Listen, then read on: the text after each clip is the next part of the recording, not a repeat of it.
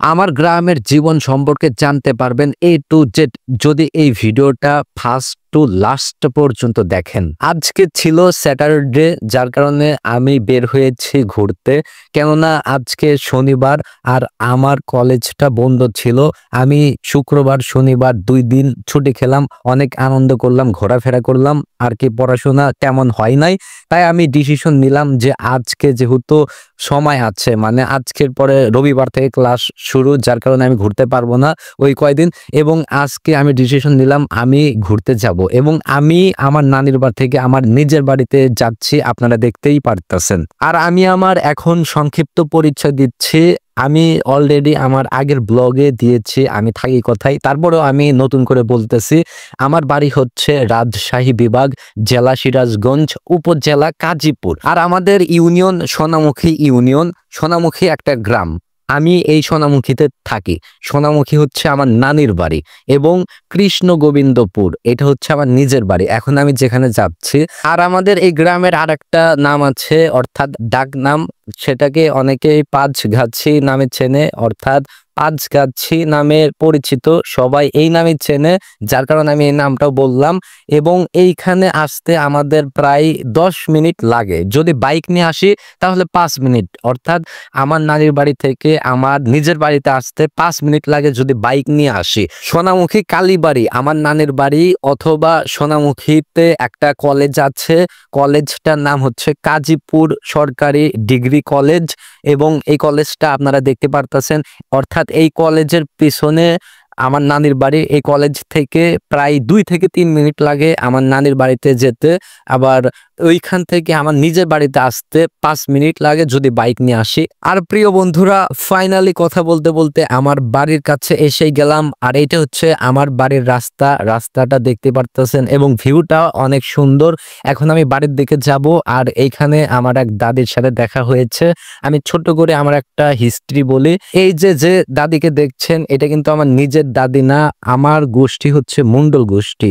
আর আমার গ্রামের এই গোষ্ঠীটা সব থেকে বড় গোষ্ঠী, অর্থাৎ পাঁচগাছি গ্রামের সবচেয়ে বড় গোষ্ঠী হচ্ছে মন্ডল গোষ্ঠী, এবং আমি হচ্ছে মন্ডল গোষ্ঠীর ছেলে। কেন আমি আমার গোষ্ঠীর কথা বললাম এখন আপনাদেরকে এটা বলি। ওই যে যে দাদিকে দেখলেন, সে হচ্ছে আমাদের গোষ্ঠীর মানুষ, অর্থাৎ আমার দাদারা ছিলেন 7 ভাই বোন, এর মধ্যে ছিলেন 6 ভাই 1 বোন। আর ওই দাদি হচ্ছেন আমার দাদার ভাইয়ের বউ। আলহামদুলিল্লাহ, ফাইনালি আমি আমার বাড়িতে এসেছি।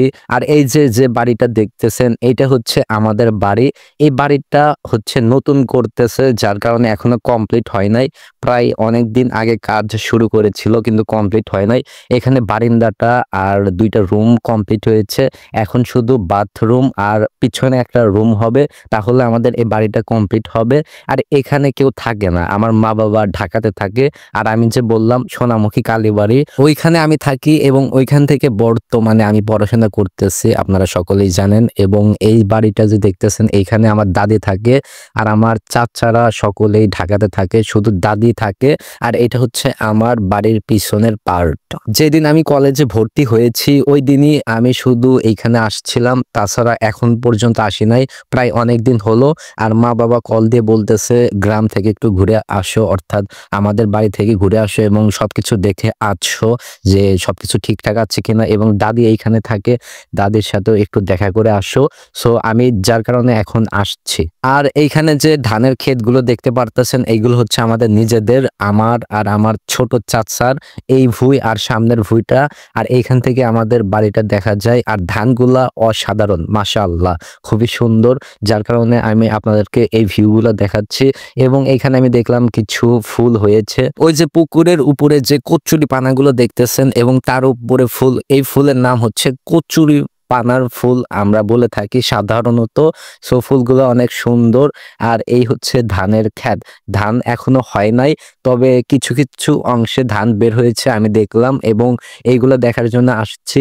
এবং ওই যে দেখতে পারতেছেন আমাদের বাড়ি। আর আমি শুরুতে এসে ওই কলার বুক যে দেখতে পারতেছেন ওইখানে ঢুকেছিলাম, এবং অনেক জঙ্গল হয়েছে, যার কারণে ভিডিও করলাম না।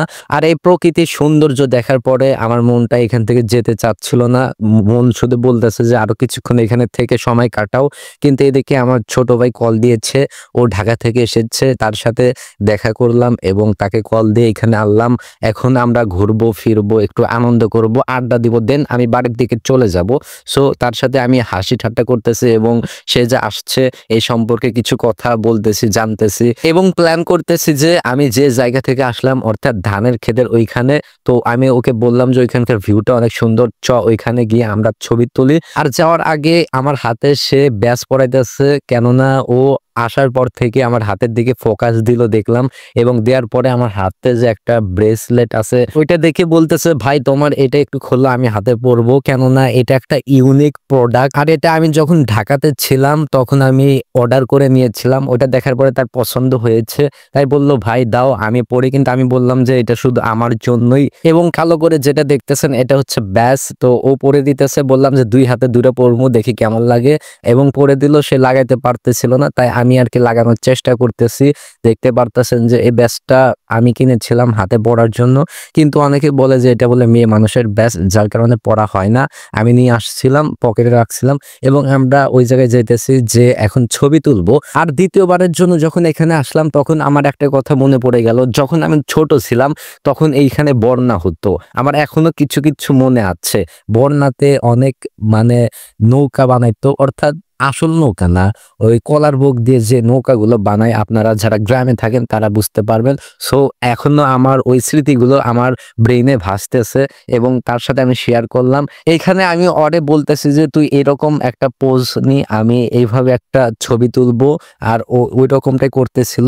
এবং আমরা ওইখান থেকে ছবি টবি তোলার পরে আমরা এখন রাস্তার অন্যদিকে যাব, দেখবো যে রাস্তার ভিউগুলা কেমন, অনেকদিন ধরে ঘোরাঘুরি হয় না। আর আমরা এখন একটা ব্রিজের কাছে যাচ্ছি, ওইখানে গিয়ে একটু ঘুরবো, আনন্দ করব, ছবি তুলবো। অনেকদিন হলো ঘোরা হয় না বা যাওয়া হয় না। আর এইখানে আপনারা যে মাছালটা দেখতে পারতেছেন এটা একটা গ্রামের মাছাল, এইখানে অনেকে বসে থাকে। আর এইটা এমন একটা জায়গায় বানাইছে, একটা খুবই সুন্দর জায়গা, রাস্তার পাশে গাড়ি ঘোড়া যায়, এবং এখানে একটা আম গাছ আছে। আমি ওদেরকে বলতেছি যে এখানে যদি আর একটা আম গাছ থাকতো তাহলে ভালো হতো, ছায়াটা আরো ভালো লাগতো। আর এটা হচ্ছে রাস্তা, বেশ ভালোই হয়েছে। যদি রাত্রে কারেন্ট না থাকে তাহলে তারা এইখানে এসে আড্ডা দেয়, মানে গ্রামের অনেক মানুষ। আর এটা অনেক সুন্দর একটা লম্বা করে বানাইছে, আপনারা দেখতে পারতেছেন। এবং আমি ওদেরকে বলতেছি তাড়াতাড়ি যাই, সন্ধ্যা হয়ে যাবে। আর ওরা যাইতে চাচ্ছিল না, আমি ওদেরকে জোর করে ডাকতেছি এবং নিয়ে গেলাম জোর করে। আমি এখন ওইদিকে যাচ্ছি। আর এই পাশে যে একটা পুকুর দেখতে পারতেছেন, এই পুকুরে ছোটবেলায় আমরা অনেক গোসল করেছি, কিন্তু এখন মৎস্য চাষ করা হয়, যার কারণে এই পুকুরটা অনেক ময়লা যুক্ত হয়ে গেছে, আর কেউ গোসল করে না। সো আমরা এখন যাচ্ছি আমাদের গন্তব্যে, মানে যেখানে যাওয়ার জন্য আমরা প্ল্যান করেছি। আর এই যে এইখানে যে একটা মাছচাল দেখতে পারতেছেন, এই মাছচাল সম্পর্কে একটু ধারণা দেই। এটাও একটা রাস্তার পাশে দেখতে পারতেছেন, খুবই সুন্দর একটা দৃশ্য। আর এই মাছচালটা অনেক সুন্দর করে পলাই পান বানাইছে, এখানে হেলান দেওয়ার মতো সিস্টেম আছে। এই যে এই পাশে যে বাঁশগুলো দেখতে পারতেছেন, আমি একটু হেলান দিলাম, আর এই বাঁশগুলো তারা চতুর সাইড দিয়ে দিয়েছে আর কি হেলান দেওয়ার জন্য, খুবই সুন্দর। আমরা যখন ঈদের ভিতরে এইখানে আসি ঘুরতে এবং ঢাকা থেকে অনেক মানুষ আসে, তখন আমরা ওইখানে বসি, অনেক সুন্দর হয়। আর প্রিয় বন্ধুরা, গ্রামের এই সৌন্দর্য দেখার পরে আমি প্রকৃতির প্রেমে পড়ে গিয়েছি। দেখতে পারতেছেন কত অসুন্দর দৃশ্য, এটা দেখার পরে আমার মনটা ফ্রেশ হয়ে গেল, অর্থাৎ ভালো লাগতেছে এই বিকেল সময়ে। আর এখানে ওরা দুজন জায়গা দেখতেছে যে কোন জায়গা থেকে ছবি তুললে ছবিটা অনেক ক্লিয়ার আসবে। আর এই যে যে ব্রিজটা দেখতেছেন, এই ব্রিজটাতে আমরা এসে আড্ডা দেই, গল্প করি। বিশেষ করে এই ব্রিজগুলা রাতে অনেক সুন্দর হয় আড্ডা দেওয়ার জন্য। তো আমরা আগে ছোটবেলায় এই ব্রিজে আড্ডা দিতাম, আর এখানে আমরা অনেকক্ষণ যাবত আড্ডা দিলাম, ছবি তুললাম, হাসি ঠাট্টা করলাম এবং গ্রামের প্রকৃতি দেখলাম। এবং এখন আমরা বাড়ির দিকে রওনা দিব, তাই আমরা প্ল্যান করতেছি। সো আমরা এখন বাড়ির দিকে চলে যাচ্ছি। তো প্রিয় বন্ধুরা, আমরা যে এইখানে আসছিলাম, এইখানে আরো অনেক অনেক স্মৃতি আছে যেটা বলে আমি শেষ করতে পারবো না। সো যাই হোক, আমি ওই স্মৃতিগুলো বলতে চাচ্ছি না, যেহেতু ছোটবেলায় অনেক ঘটনাই ঘটে, কিন্তু আপনারা হয়তো জানেন না যে ছোটবেলার গ্রামের দৃশ্যগুলো কত সুন্দর হয়। আর এইখানে আমি আমার ছোট ভাইয়ের ক্যাপটা নিয়ে পড়লাম এবং আমি পরে ওদেরকে বলতেছি কেমন লাগছে। করতেছে, পরে তারা কি যেন বললো ব্যাক সাউন্ডের মতো। সো তাদেরকে আমি এখন বিদায় দিলাম, তারা বাড়ির দিকে যাচ্ছে এবং আমি বাড়ির দিকে যাচ্ছি। আর প্রথমে আসার সময় যে অটোতে আসছিলাম সেই অটোওয়ালা আমার ভাগ্যে পড়েছে এবং তার সাথেই যাচ্ছি, আপনারা দেখতে পারতেছেন। সো প্রিয় বন্ধুরা, একটা অসাধারণ দৃশ্য। এবং ওই মামা বলতেছে, অর্থাৎ অটোওয়ালা আমাকে বলতেছে যে এত ভিডিও করা লাগে। পরে আমি তাকে বুঝিয়ে বললাম যে আমি এত ভিডিও করতেছি, অর্থাৎ যে অংশটা আমার ভালো লাগবে ওই অংশটা আমি কাট করে রেখে দিব এবং বাকিটা আমি ফেলে দিব। সো ফাইনালি আমি বাজারে আসলাম আর এইখান থেকে আমি আমার নানির বাড়িতে যাচ্ছি। সো প্রিয় বন্ধুরা, এই ছিল আজকের ভিডিও। যদি ভালো লাগে তাহলে লাইক করবেন। দেখা হবে নেক্সট ভিডিওতে। আল্লাহ হাফেজ।